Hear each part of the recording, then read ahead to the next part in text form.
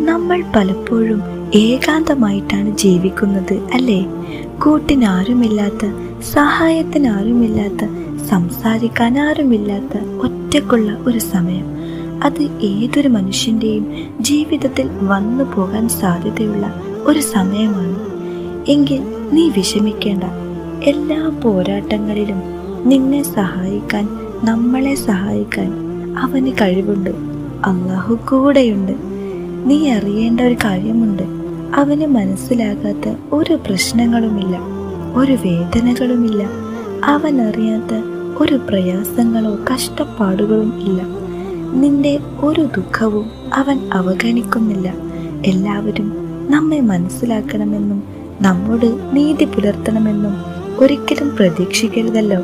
എന്തെന്നാൽ നാം അനുഭവിക്കുന്നതെന്തോ അതൊരിക്കലും അവർക്ക് മനസ്സിലാകാനോ